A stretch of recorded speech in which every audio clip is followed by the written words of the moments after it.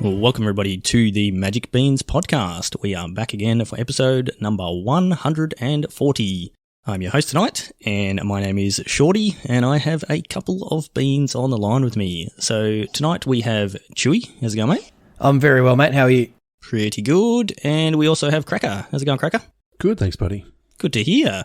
Apologies if a small child coughing in the background comes through on the final edit of this podcast, but yeah, there's one just down the hallway from me coughing his lungs up. Anyway, all good. It's not the Rona. Well, we don't think so. it's fine. Oh dear. Oh dear. Yeah. Don't do rats until Sunday then, Shorty, because we need you for Saturday, all right? Yeah, that's how it seems to work these days. All right, so yeah, we actually have a lot of things. I was talking to Chewy on the weekend, and we were talking pre-cast that between this week and next week, there's like 50 different things that we need to fit into podcasts. I think, Chewy, you actually suggested maybe we do a bonus episode this week. Yeah, it was looking that way because, like, it never rains but it pours, right? Like we've had, there's not much happening in Magic this week. Well, here's a topic to talk about. And then all of a sudden, it's like when you're drafting and you get a pack that's got nothing that you want, and then you get a pack that has like 4 cards that you want. That's what this episode, this is, yeah. So can we just take 4 cards out of this pack and skip the next 3 picks, please? Yeah. I mean, we've had quite a few weeks of just sort of not that much happening with huge gaps between set releases and all that sort of thing. So, but yeah, it all comes at once as tends to happen. So yeah, lots of things to talk about. But before we get into that, Cracker, do you want to tell everyone about our awesome sponsors? Love to. It is Josh and Pat's MTG Bazaar. They're a Facebook auction page. You hear us talk about them every week, but we love them. We love what they do. There are Win It Now auctions. Win It Now. I say auctions every time.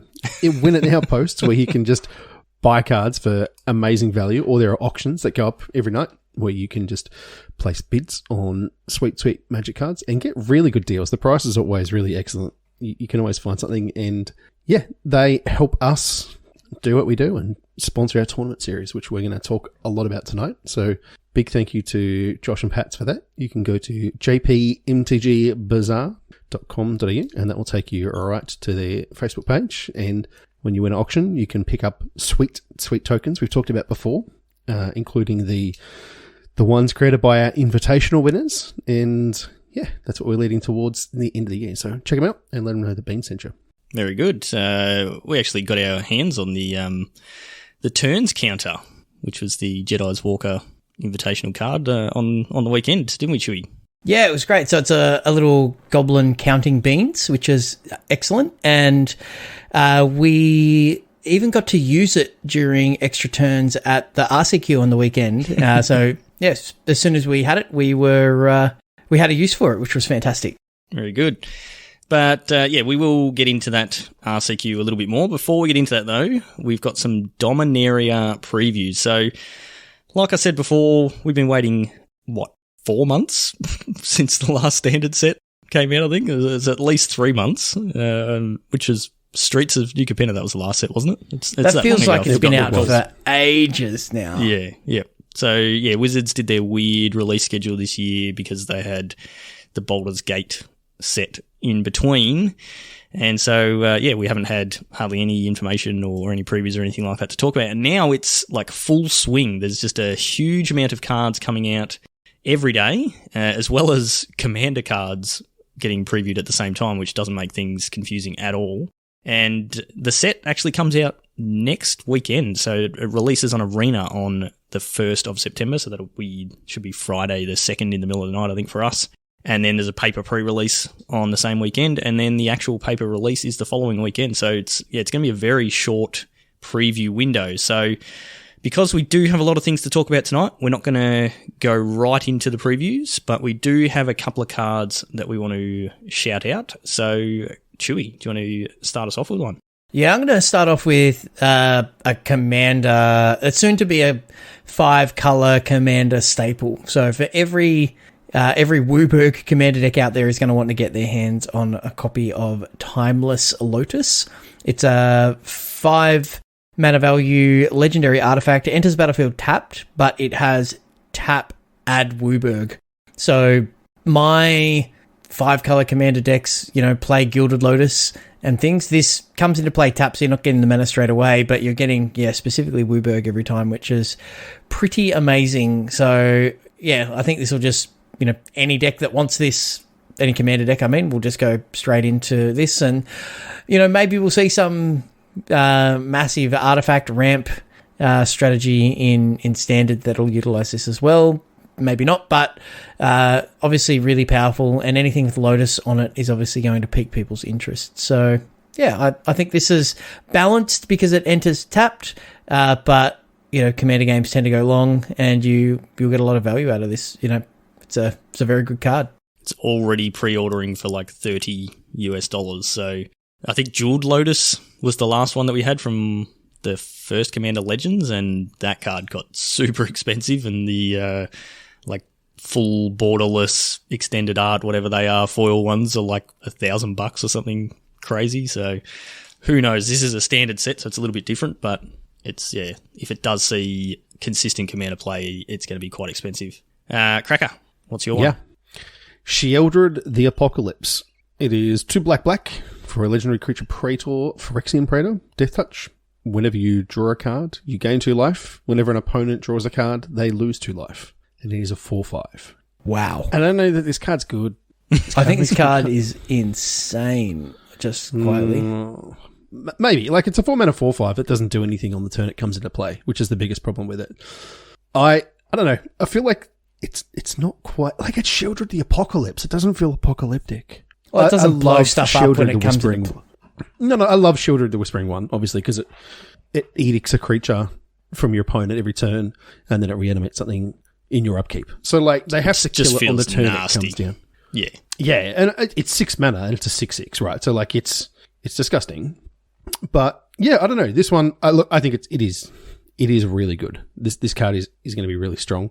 And you need to work out a way to abuse the, either the life gain or the damage. Not that you really want your opponents to draw extra cards. I don't know.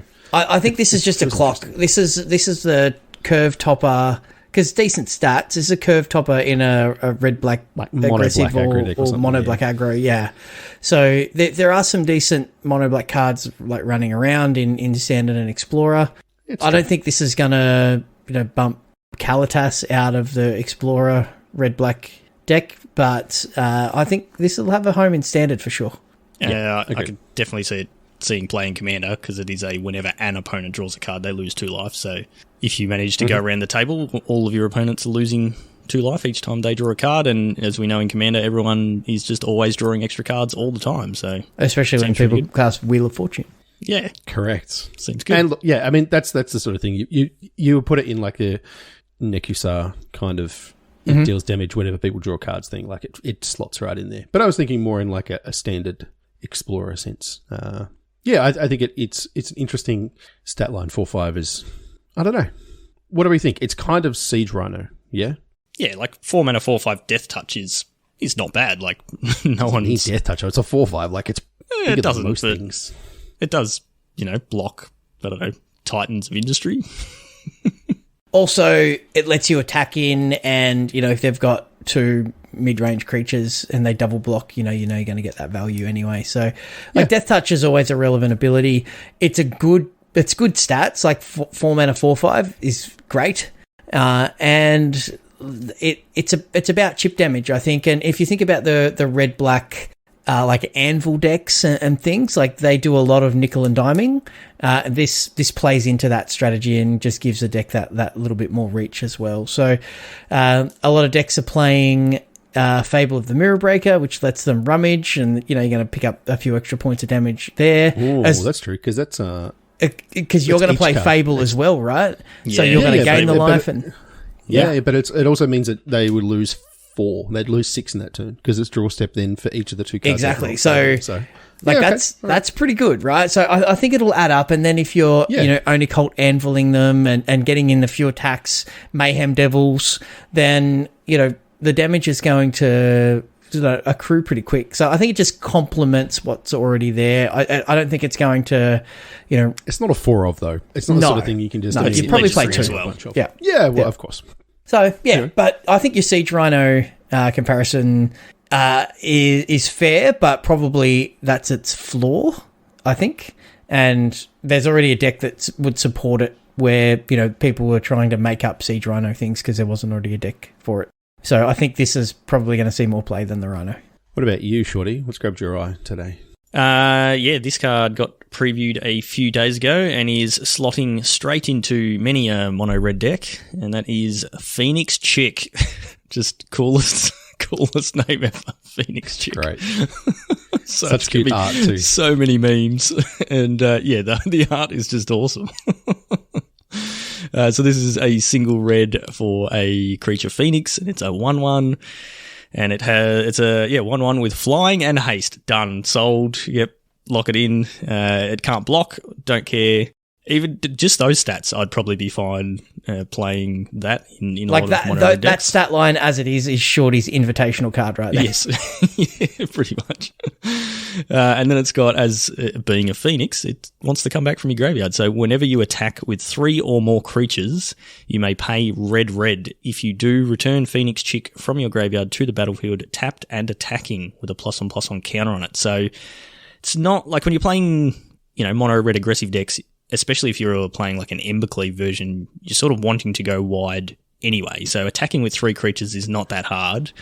And then red, well, that's easy to pay. No worries there. And the fact that it comes in tapped and attacking, so it comes in as a 2/2 and you're getting in with that 2/2 straight away. It's not just meet some condition and return this to the battlefield and, you know, next turn you can attack with it or something like that. And there's also no sacrifice it at the end of turn or anything like that. It's just, you just get a 2/2 that's also getting in there tapped and attacking. So you can also do sneaky things with timing with Embercleave where you declare attackers and then, well, I believe this is how it will work. You declare attackers, so you got 3 attackers, you pay red to bring this back from your graveyard. You then have 4 attacking creatures for Embercleave, so you should get another 1 discount on an Embercleave, because I think Embercleave just counts how many creatures are attacking when you go to cast it. You can actually cast Embercleave all the way up until the end of combat.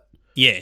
Because they are attacking creatures until you move into your second main phase. Yeah, exactly. Yeah, and that's where the red to save 1 mana off Embercleave is not actually a discount though, but you're getting extra damage in the air with this. You're getting an extra attacker, and maybe this is what you put the Embercleave on. You know, you bring this back from your graveyard. It gets the Embercleave on it, so it's a 3/3 double striker in the air. Like, yes, please, thank you, because flying creatures in mono red is definitely not something you see very often. Not in the low to the ground Embercleave style versions, and for having flying with haste is a very, very good combination. So I'm super excited about this card, and it's going straight into mono red in Explorer, 100%. Nice. What I like about this card is that you can't play it wrong. Because it's just like, all right, I'm attacking because I can't block. So it prevents you from making mistakes of just not getting in there every turn, which is what you should be doing. Lava Spike. I remember exactly. Mike Flores saying, like, Lava Spike is the perfect card because you cannot get it wrong. It's sorcery, so there's no like trying to do anything tricky on your opponent's turn or anything like that. It's like you've got to cast it in your main phase, and it only deals 3 damage to I think, is it target player or just your opponent? Yeah, target opponent. 3 damage to target player or planeswalker. I'm holding our RCQ promo Lava Spikes in my hand right now. No, the errata text ruins it. It was better when it could only go face. You can only... Okay. Now you've got choices. Plenty of opportunity to mess Red mages don't like that, No. Face is the place, man. Face is the place. Anyway, Chewy, cards keep... Yep, you've got one more, Chewy? Yeah, just one more. So I did one for, Commander from a casual format, but it would be remiss if I didn't talk about Cut Down, which is 1 black for an instant and destroy target creature with total power and toughness 5 or less. So this is situationally better than Fatal Push, but probably not in enough situations to be better than Fatal Push, if you know what I mean. But it's in the conversation with cards like Fatal Push, where it kills so many things, and it is instant speed. It's super cheap, This will be seen in many, many standard decks and explorer decks, and potentially even reaching back to modern if there's a matchup where a Fatal Push deck wants more copies, then they can run some of these. So I think this card is very good, and we'll see a lot of play. And it's an uncommon. You're going to have a lot of your creatures die in limited to this thing. So, and I will first pick it at some point, no doubt. Yeah, definitely. Yeah, like in the Fatal Push comparison, Fatal Push can kill mana value 4 or less things if you meet the condition. So if you're killing, Sheoldred with a Fatal Push, you've certainly got your money's worth there. Like you're killing a pretty big creature that's got a lot of power on it. Whereas Cut Down, you're probably not really going to kill more than a 2-drop. Most 3-drops that actually get played are 4/4s and things like that. So it really, it's kind of like the unenabled version of Fatal Push. You're really only killing mana value 2 or less in most circumstances. Every now and then something weird's going to come up, like your opponent's going to have a 1/4 or something like that, and 3 mana 1/4 in draft or whatever. But in constructed, I think it's certainly going to be strong in standard, and who knows beyond that? I guess it depends on the meta game. Turns out half of Fatal Push is still a really good card. Yeah. Yes, very, very true. All right, so we're not going to go into much more in Dominaria. We'll do the mechanics discussion next week. Cracker will put his mechanics voice on and give us the lowdown, and by then we'll have the entire set previewed, so we'll probably pick a few more cards. But we just don't have the time between this week and next week to go right into it. But just quick thoughts on Dominaria United. What are you guys thinking so far? I think it's great. For the cards I've seen so far, all look powerful, but nothing is jumping out as being super busted. I haven't seen, nothing's identified itself as an Oko yet, but that's going to be just the comparison every set comes out. Is there an Oko? No. Okay, we're good. And stained glass art is insanely pretty. Oh, yeah. It's so good, and I like the multicolored cards. There's some sweet kicker cards getting around that'll see play. So I'm really excited about it. This is a shake-up that we need. It'll make me want to play standard again, probably. So that's my take. Cracker, What do you reckon? Yeah, agree. The set seems really sweet. I like the mechanics they've got. I think some of them are really clever without being clever, if that makes sense. They're really well implemented. I think that they'll play really elegant. well. Yep. Yeah, elegant. That's a good way for it. Rather than just being something for the sake of it, I think they've done a really good job. And lots of really nice throwbacks to not just, the most recent Dominaria set, but a lot of the previous ones as well. I think it's a very nice homage. So good job.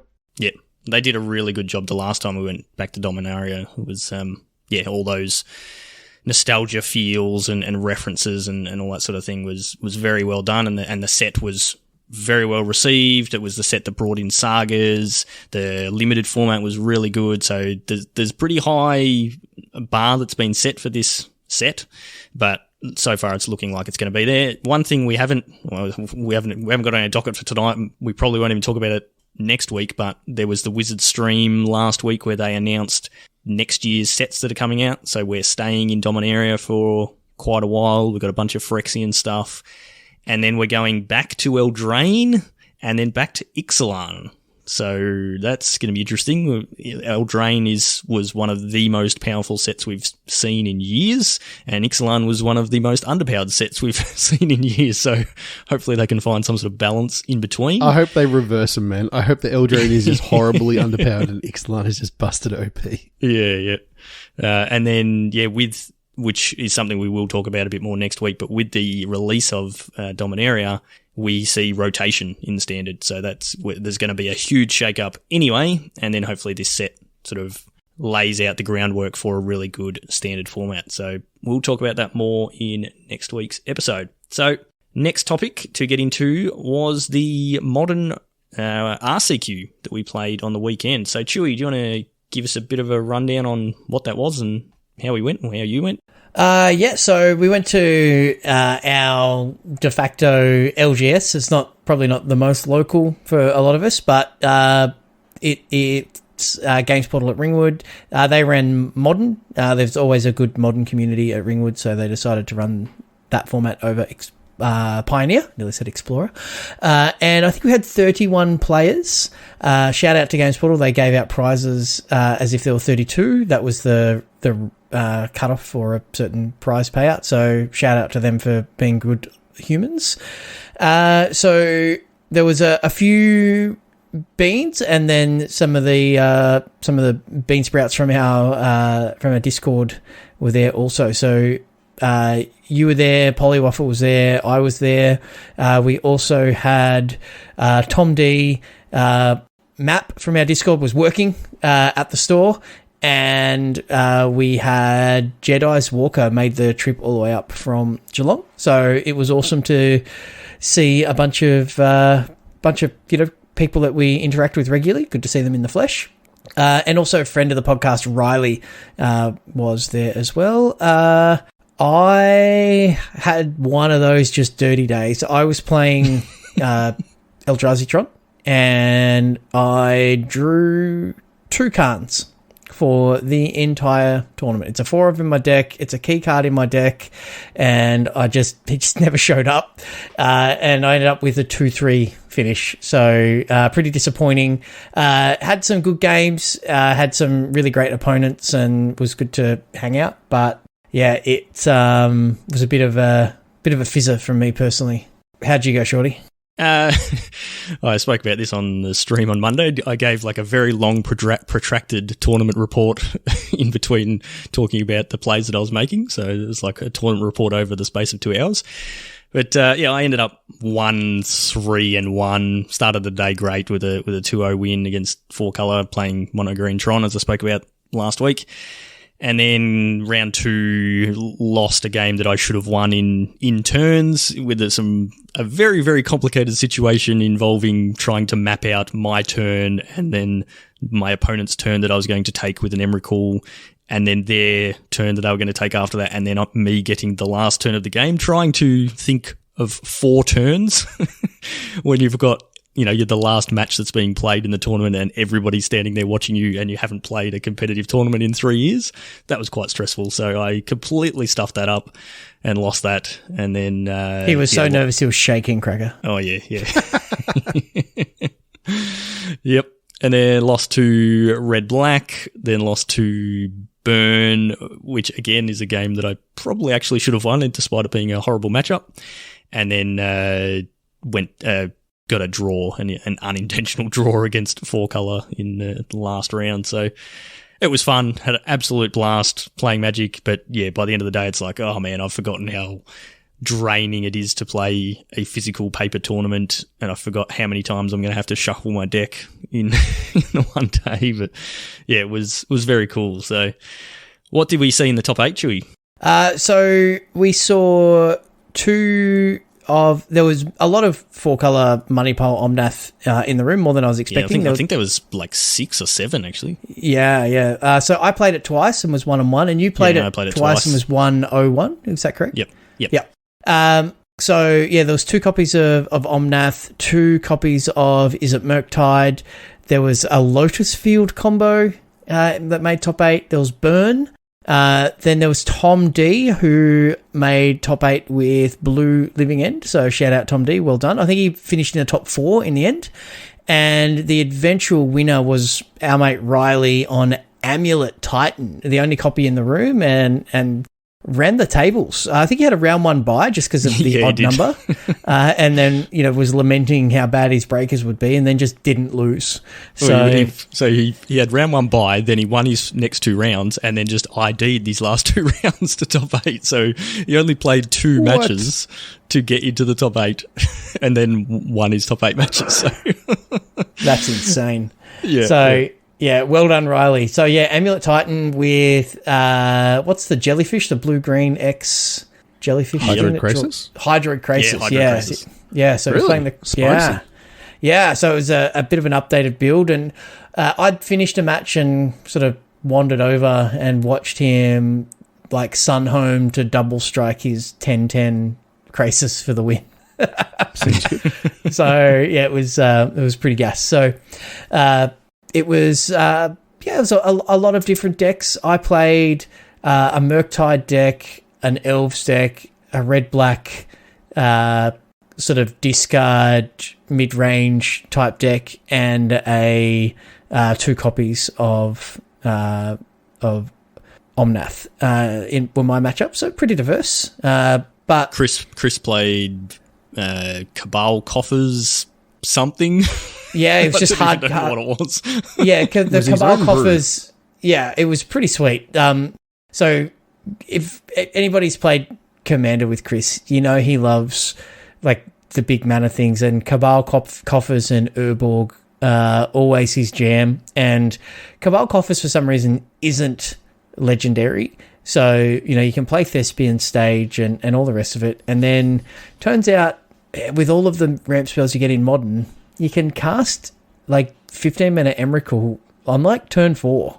So, and that's just good enough in a lot of cases, right? So, it's, I think he went 3-2 in the end. He did, yeah. A match out a top 8. So, yeah, maybe with a bit of tuning and a bit more practice, you know, he might be able to, you know, do some real damage with that deck. So, just hard cast Emrakul, man.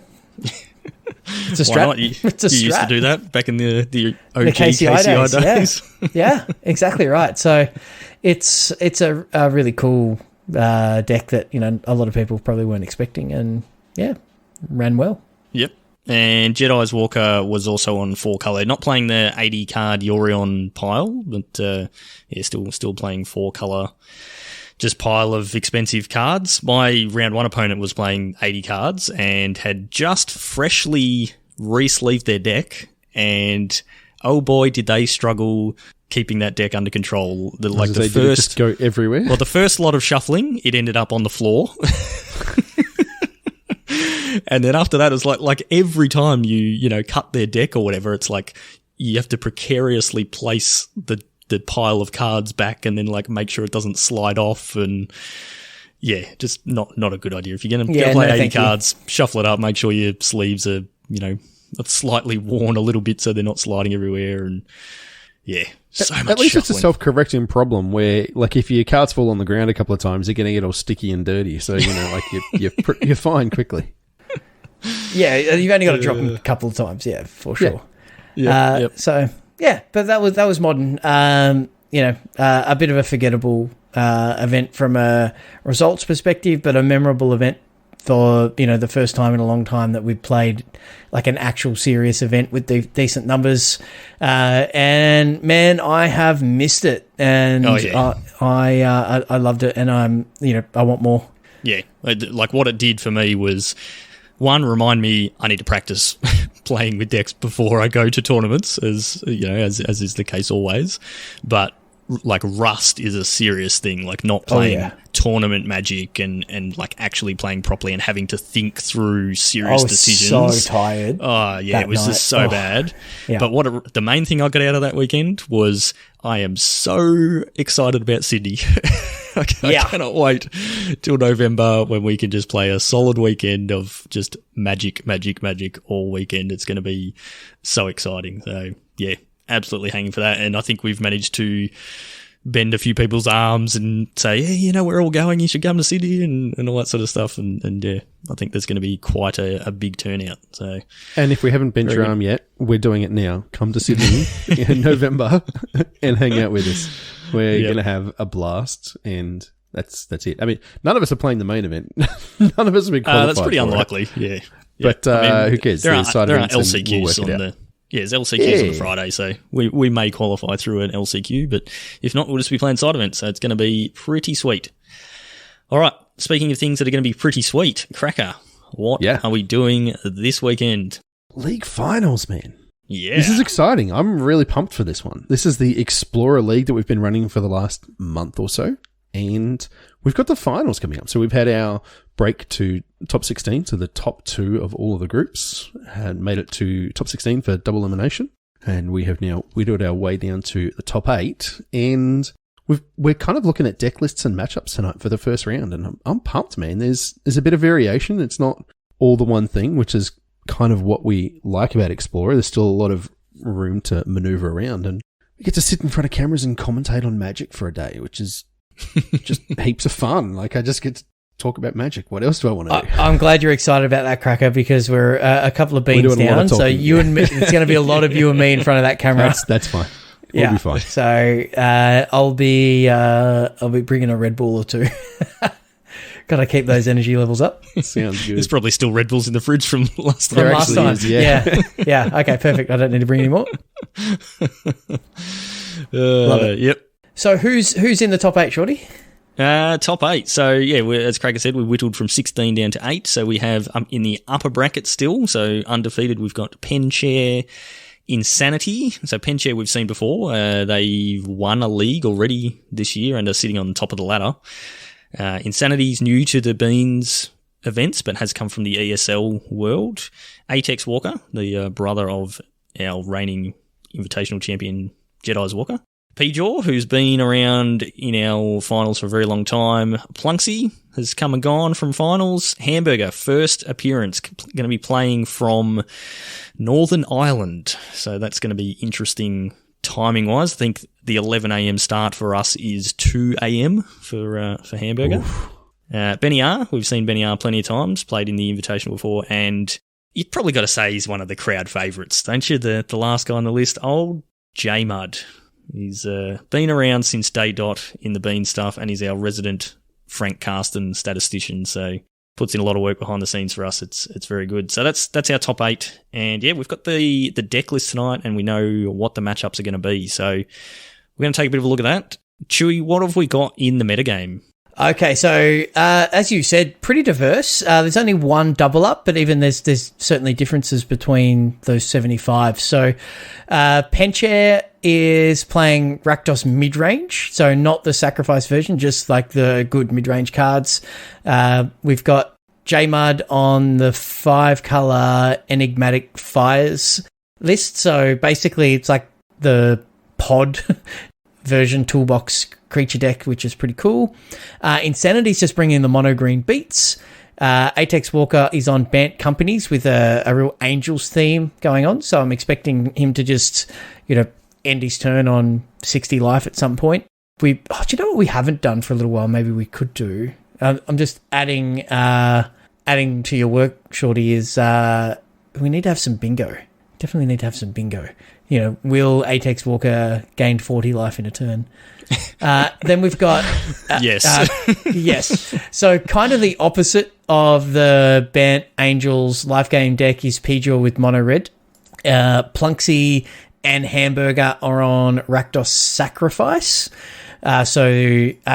Same archetype, different builds. We'll get into those lists. And Benny R is bringing the Cheons with blue-white control. So, yeah, nice and diverse. There's like a good mix of aggro, mid-range, and control there. So, really interesting metagame, really diverse, and I'm really interested to, see who's playing against who and make some predictions. All right, well, we might do it, I guess, match by match, because we can sort of talk about the actual matchups, seeing as we know them and we know who's playing who in these first rounds, and we can talk about the deck list as we go, and then maybe give our prediction on the winners of those matches. So, Cracker, our first match, Penchair versus Insanity. So these two players have both been performing very well in the ESL events. So there may be some rivalry already in place between these two. I'm not 100% sure. I don't know what their record is, but that might be something we need to talk to them about when we actually get them on the stream. But let's have a look at their list. So what's Penchair running? Penchair is running Rakdos midrange. So, as Chewy just said, this is not the sacrifice version. This is the one that's got Tenacious Underdogs, Croxes, Bedevils, Mirror Breakers, Graveyard Trespasser, which is a bit of a house, Kalitas, I don't know how we call it, whatever you feel like. There's a couple of copies of that, which is a new addition to the format, and a single copy of Glorybringer, which I'm pretty happy to see. I do love me a Glorybringer. So, super mid-range, I think, is probably how you describe this. Thoughtseize, Fatal Push, Bedevil, Bone Crusher Giant for Stomp, Heartless Act. It's just like... It's actually just removal and greenless Jund, right? Yeah, it kind of is. I mean, I was going to say they could put Tarmogoyf in, but you wouldn't want to make your deck worse. So that's in historic anyway. Yeah, I know. Although we're getting a new Tarmogoyf. We're getting Tarmogoyf at home. Don't put that in your deck either. This deck looks really strong. It knows exactly what it wants to do, is kill everything and just play a threat that is hard for you to deal with. Either just everything just returns, or has got protection, or like haste, or whatever. There's just a lot of value in this deck. Yeah, a lot of value. You hit the nail on the head. And if we look at the removal, right? Like Blood Tithe Harvester can kill stuff. Stomp, the front side of Bone Crusher is pretty good at killing stuff. Then there's a Bedevil, which is bit of spice. 4 Fatal Push and 2 Heartless Act. Chandra can also kill stuff. So there is... And 4 Thoughtseize. That just kills things as well. Yeah, it does. It's effectively removal in that sense. So it's, just a lot of, like, I'm going to kill your thing and then I'm going to play this sticky threat or this efficient beater or this dragon and, end the game. Glorybringer kills creatures too. Sure does. Yeah, absolutely. Kills people. Yeah. The best removal. Remove target player from the game. Yeah. Yeah.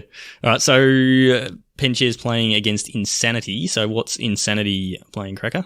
They're on mono green. So, we've got the full 8 elves and then some Scavenger Goos, pack leaders, Ronuses, Steel Leaf Champions, and we've also got 4 Cocos, which is... a powerful way to refuel, but I feel like this is an uphill battle for the mono green deck, I gotta tell you. Mono green Stompy versus removal deck is like, ugh. Yeah, four Great Henge is nice, but yeah. Yeah. 4 Henge is nice. Four Henge, 4 Company, right? So, like, if Penchair wants to just, like, 1-for-1 removal, then Insanity does have ways to sort of combat that. So it is, and he might be able to, snag a card off Werewolf Pack Leader, if he's able to untap with it and things. So the green deck has got game, but I don't think this is a dog of a matchup for the mono green, but I think the Rakdos deck is certainly somewhat favoured, right? They actually pick up a lot of tools in the post-board game, though, which I think is interesting, because you've got 3 copies of Heroic Intervention, which give your permanents hexproof and indestructible. And you've also got 3 copies of Shaper's Sanctuary. So whenever a creature you control becomes target of a spell or ability an opponent controls, you draw a card. So either your things are not dying because you get to intervention them, or you just get to draw out of it. So it could be interesting there. The, Rakdos deck has got, unsurprisingly, removal spells in the sideboard, and like just a lot of one-offs. So I don't know like how much you bring in. Probably like Hidegetsu, most of it, all and stuff like that. I mean, you could bring in all of it, but you just don't need to. Extinction Event is pretty Extinction good. Event seems like a house. Exiles, 100%. Epic Downfall. Also, but there's only one of those. There's like they're singletons, so it's not like that. Just those cards don't single-handedly swing. But there's also 2 Invoke Despairs, which is sacrificing creatures. So there's certainly ways to get around the protection 100%. Spells. But I look at this matchup and go, game 1, it is so heavily favoured to the Rakdos deck. And then game 2, the green deck can bring in some answers, but I think game 2, it's really going to be relying on getting a super quick start, being on the play and having that mana dork into hard to deal with large creature and into Great Henge and then just hope that you can sort of go from there and then hit a Coco and just keep the pressure on. But it's so many removal spells from the red-black deck. Look, it is possible in game 1 for the green deck to just get, be on the play, get that, elf into, Steel Leaf Champion and just run away with it. Like it's possible that the Rakdos deck just doesn't find the removal spells. It's not likely, but like I think it's unfair to say that they have no chance, because they absolutely do. Like we've all seen mono green just absolutely run over things, and like Primal Might will just end games out of nowhere. Yep, absolutely.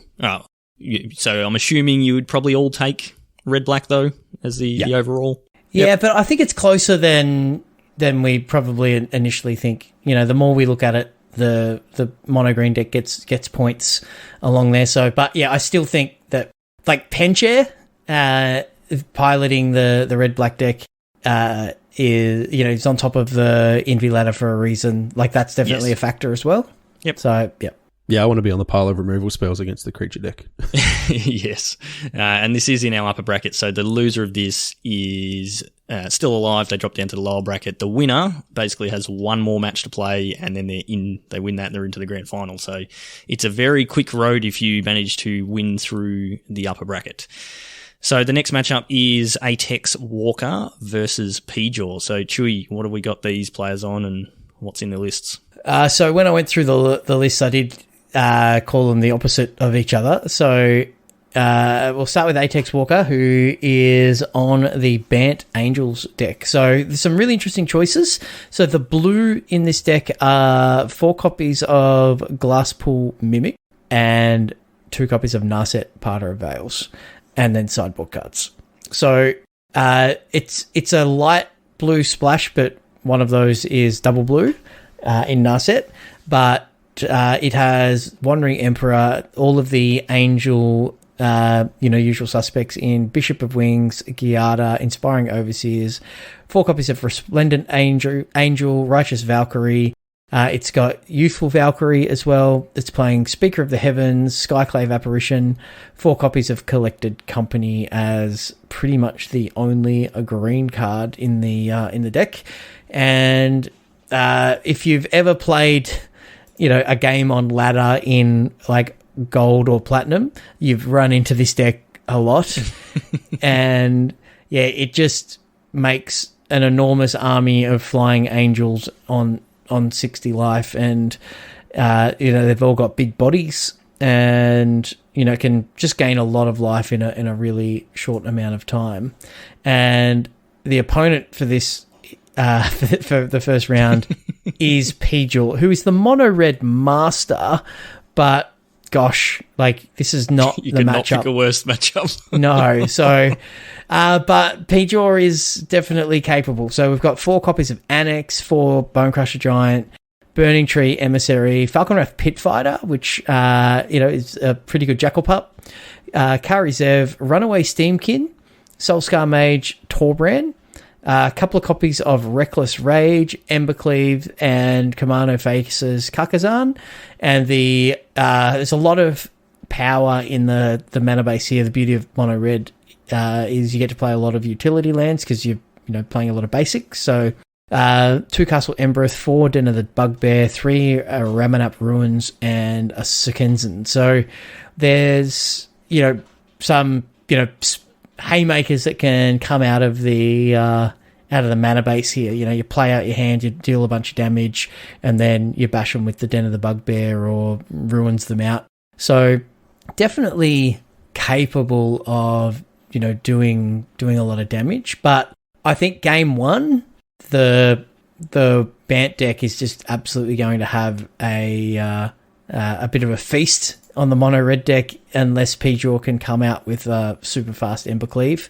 And then in the sideboarded matches, there is 2 copies of Roiling Vortex and 2 Rampaging Ferostodon for P-Jaw. So 4 sideboard cards that certainly diminish the power of the white deck. But Fry is also a really good sideboard card. Yes, yeah, absolutely. So P-Jaw has the tools for this matchup, but I think he's going to be starting from a game down unless he gets particularly lucky. What do you think here from the Ajani's can probably come in for the Bant deck, and some Heroic Interventions maybe, but again not kind of pre-sideboarded for the matchup with all of the large bootied angels and the life gain. So yeah, I think the Bant deck is favoured here for me, but there is the P-Jaw factor. So yeah, it's interesting. Yeah, it's P-Jaw sent me one of the greatest quotes of all time. I told him I need to get this as a tattoo, but when I was setting up some stuff for the stream, and I have to input the players' names and their deck name and that sort of stuff for all the buttons that we push and whatever. And I pulled up the button that I've previously got set up for PJaw, and I was like, all right, click on the button. All right, yeah, he's got his name. Yeah, deck name. Mono Red Aggro. The last stream that PJaw played for us, he was playing on Mono Red Aggro. So surprise! When I let him know that, his quote was, "You live by the mountain, you die by the mountain." Like, yep, I can get behind that. But Cracker, you think he's just fighting an uphill battle in this matchup? Maybe. The thing is, I have commentated on a bunch of PJaw's matches. He top decks like a monster. Yes. Like, I swear, there's a 1-outer in his deck and he's dead next turn. PJaw's got it, man. And this is Arena. It's not like we're rig shuffling here. Well, it's a whole different conversation. I don't know, man. Yes, this is a tough matchup. I think the Embercleave version with Torbrand has actually got the best chance if you're going to pick a mono red build to go against a life gain build. Then this has the power to just do the most damage. If you're on the burn heavier side, I think you'd be absolutely cooked. And then, yeah, like Chewy said, post-board games, you're just hoping to hit all your Ferostodons and Vortexes to stop them from gaining life. But I want to talk about Bant Company, because I'm confused by some of these card choices. Okay. I love Narset. What is it doing in this deck? Yes, I was going to ask the same question. No, that's terrible. Because when you cast Company and you find Narset, that is awful. It literally has 6 targets in the whole main deck, and Company costing you 7 mana is just terrible.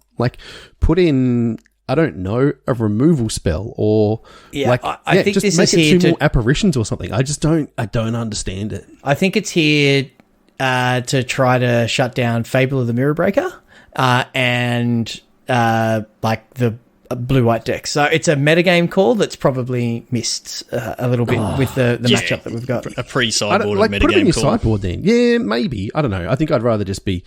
this deck is super proactive, and the Wandering Emperor seems amazing in this. Yeah, I think I'd rather 4 copies of the Wandering Emperor instead of the 2 Narsets. Yeah, or give me a couple of copies of Portable Hole or something else. If we're going to have, a card that you can't hit off Coco, then make it cheap and interactive, not Narset, which is, refueling. And you've got so many misses. You're gonna minus Narset so many times and just get put nothing. cards on the bottom. I honestly think Narset's here for her static ability, and I just don't think it's good enough. No, yeah, I agree. Do you even care? But watch us get shown up on the stream. Oh yeah, for sure. That happens all the time. But that's not the point. My job is to make wild accusations and stand behind them. And I love Narset. Yeah. But when you're not wheeling, what's the point? No, and looking at PJaw's list, it's doing stone cold nothing in terms of its static ability. Oh, it's an absolute blank in this matchup. Yeah, absolutely, 100%. So my query looking at PJaw's list, we've got 4 Soulscar Mage as one of the 1-drops. There is only 2 Reckless Rage and the Stomps, I guess, as the sources of non-creature damage. Generally, the Soulscar Mage, you're playing that with the Wizard's package and the more burn heavy, because you can shrink all your opponent's creatures and, blow them out in combat and things like that. And that just isn't here, which I think, I would have much preferred that Soulscar Mage be Fervent Champion 100% in this list to go with all this stuff. It doesn't have haste. You're not triggering the prowess very often, and you're not, shrinking your opponent's creatures. So, And you don't get the triple champion draws like you do. No, yeah.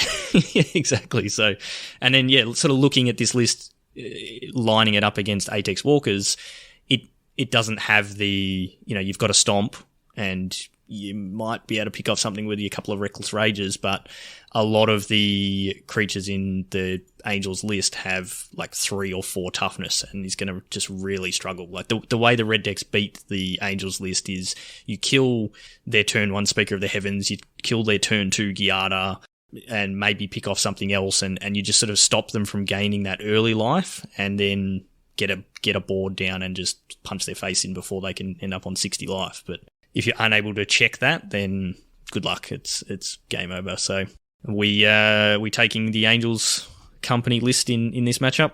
Yeah, I think so. But I will asterisk that with it's P-Jaw.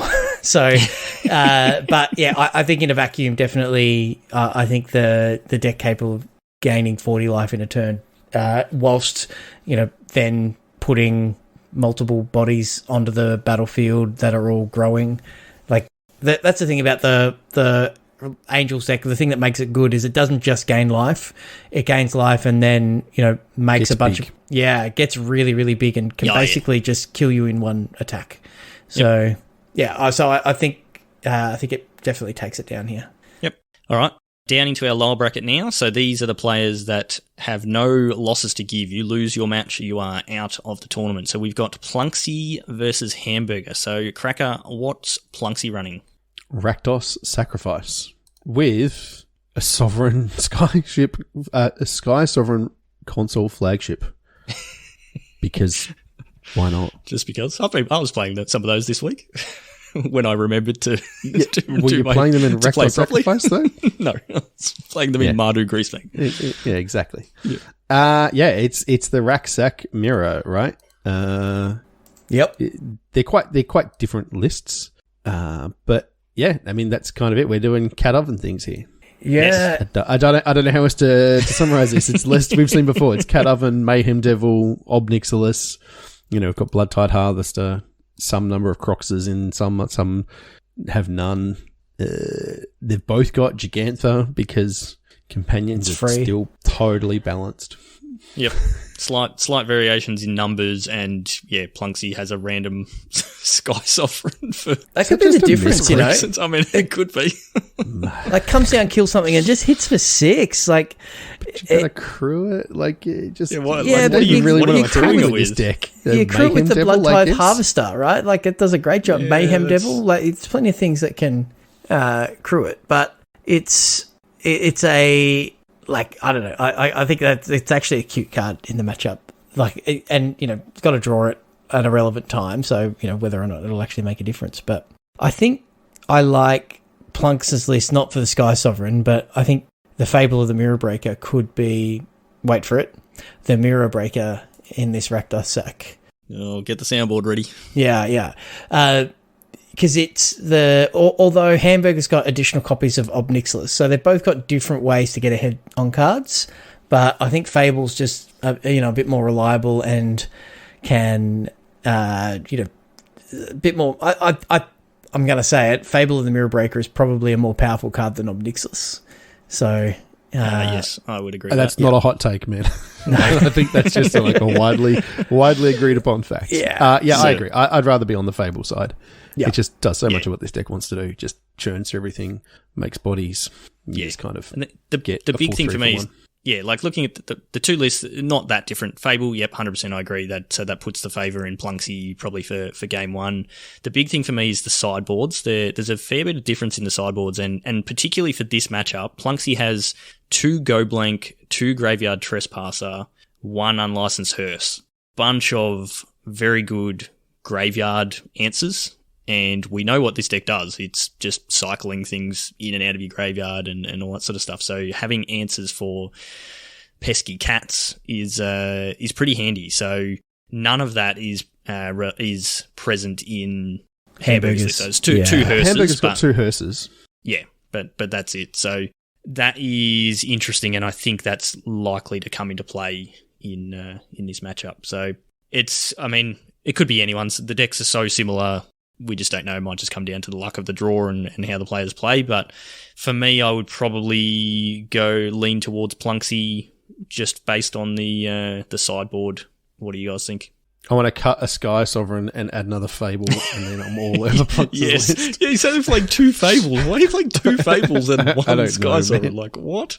What is going on, Plunksy? I like it. But yeah, I kind of agree, Shorty, with your assessment there.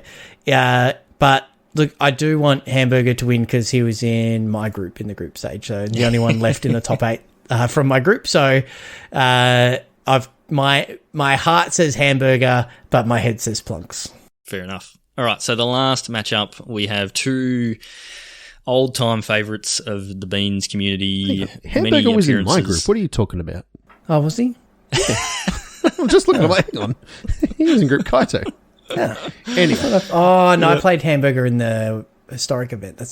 I knew I played him recently. There you go. My head and you heart. ruined. I was like doing this nice I know, intro to but no, Benny listen, R and no, J Mud. Yeah, you're doing a nice intro, but it's only J-Mud. No one cares about those guys. I mean, we've seen them a million times. So what are they playing, Shorty? What are they playing? So Benny R was in my group, and he beat me with this same deck that I'm not the biggest fan of. And Cracker, I think this is right up your alley. So we've got blue-white or Azorius Control, 3 Teferi Hero of Dominaria in this deck. All about that, 100%.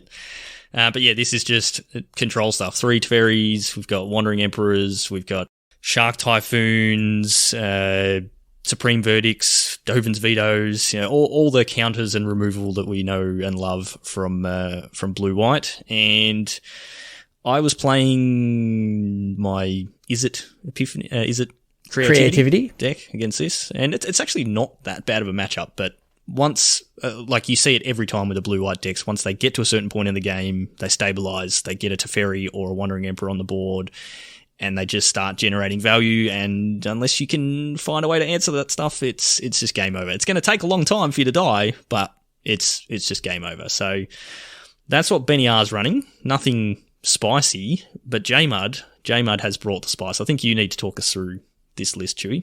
Yeah, okay. So first of all, it's a Urian deck, which makes the formatting the slides for the deck list on stream extra difficult. So thanks, J-Mud. But this deck is cool. So I played a lot of Fires of Invention, and one of the things that J-Mud and I bonded over in the early days of the Beans was our love of fires. So this is an 80-card deck with a lot of one-offs, which is super cool. So it's playing 4 copies of Enigmatic Incantation. So basically it's pod. So beginning of upkeep, you can sacrifice beginning of your end step. Sorry, at the end step. Yep. You can sacrifice another enchantment. If you do, search your library for a creature card with converted mana costs equal to 1 plus that sacrificed enchantment's converted mana cost. Put it into the battlefield, then shuffle. So it plays Fires of Invention, Oath of Kaya, Path of the World Tree, the Kami War, Trial of Ambition, 4 copies of Fable of the Mirror Breaker. You can play multiple copies of Incantation, and you've got all of these silver bullet type cards like Deputy of Detention alongside Goblin Chain Whirler. With a Golos and a Kenrith. So spicy. I know. This thing is just like ETB.deck. Every creature or every spell has an enters the battlefield ability, and it's just so much value. Yeah. Yarok to double trigger them, and then Thassa to blink them. This thing, oh man. I'm so looking forward to seeing this deck in action. Yeah, glorious. And you know that these games are going to be long because it's the blue one. Yeah. Absolutely. And like Growth Spile, Deafening Clarion to ramp and to keep you alive. A lot of sorcery speed stuff. 37 lands, and I think that this is by far the coolest and spiciest deck in the top 8, but unfortunately I think it's just cold to blue-white control. It's what he said in his, he put a note up saying, this is exactly the metagame I built this deck for, except for the first match I have to play. I think he was happy to be paired against anything else except for blue-white control. Yeah, and it's a bit of a shame for J-Mud. There is 4 copies of Thoughtseize and 3 copies of Destiny Spinner in the sideboard that can definitely help. You can't counter my enchantments, and I'm going to take your counter spells anyway, or your sweepers. So definitely game. But the thing I find with the Urian decks is you bring in 3 copies of Destiny Spinner in an 80-card deck, so it's like having 2. And, 4 copies of Thoughtseize is like having 3. Sort of, that's not the exact maths, but it's like having less because your chances of drawing them are somewhat diminished by just the sheer size of your deck. So it's one of those things, right? I would love to see J-Mud eke out a win against Benny, because if he can get over that first hurdle, I think he's really well positioned. But I don't like his chances here. There's just too many counterspells. Like in the main, you've got 4 Sensor, 2 Dovin's Vetoes, and then 4 Absorbs. Other removal, 4 Absorbers as well. Yep. And then in the sideboard, you've got 2 Ether Gust, which are surprisingly good in this one because there's just so many multicolored things. There's bound to be things that are red or green. 2 more Dovin's Vetoes, 3 Mystical Disputes, which are also good. The main deck Farewell is such a beating. Oh, yeah. Yeah, that got me when I played Benny Arms. Yeah, and that's the thing. Like, I would love to see J-Mud take it out, but it's going to take a bit of luck and his best. So yeah, because Benny R is no slouch as well. No. So I guess a theme of my review tonight is that the players are as much a factor as the deck lists themselves. So it's like good luck, good luck, J-Mud. I'd love to see, I'm looking forward to covering this. Yeah, absolutely. Should be good. So I don't want to play against this deck of Benny R's, but it is beautiful. Like, as far as like a hard control decks, this thing is amazing. I've been playing this on ladder, and it's very good. It just does everything. Like the suite of interaction that you've got, and it's not like the win-conless variants. There's just a bunch of ways where this thing is unreal. And this is a deck you want Narset in. This is one I can get. Well, no creatures. No one needs creatures, apparently. We've got a Kahira because, you might as well have a free one. But yeah, Shark Typhoon makes creatures. Yeah, you got a bunch of Emperor ways makes creatures. to generate creatures. So it makes them, but there are none. Yeah. Yes. Which is why you want Narset. Yeah, this deck looks unreal. And, I don't want to play it against it, or probably even with it, but I'm happy to watch Benny R play it because it's great. They're just so many choices and just ways of closing things out. And I love Settle the Wreckage because that's not normally a card we're seeing in lists now. People are kind of steered away from that, but they're holding up that mana. It's like, is this the Emperor or is this the one of Settle the Wreckage? When you've got 4 untapped mana, you've got 1 Behold the Multiverse, 2 Memory Deluge, Settle the Wreckage, 4 Wandering Emperor at your 4 Cycled Shark Typhoons. Yeah, Cycled Shark Typhoon, counter. Right. Like, exactly. You've got so many things you can do with 4 mana. And it's like, okay, well, I can't just sit here and do nothing. And it's always been the rub against control decks. Like, you can't just wait them out because they will just take over the game. They will just hit lands, and especially playing 27 lands, they will hit their lands and then you will just do nothing for the rest of the game.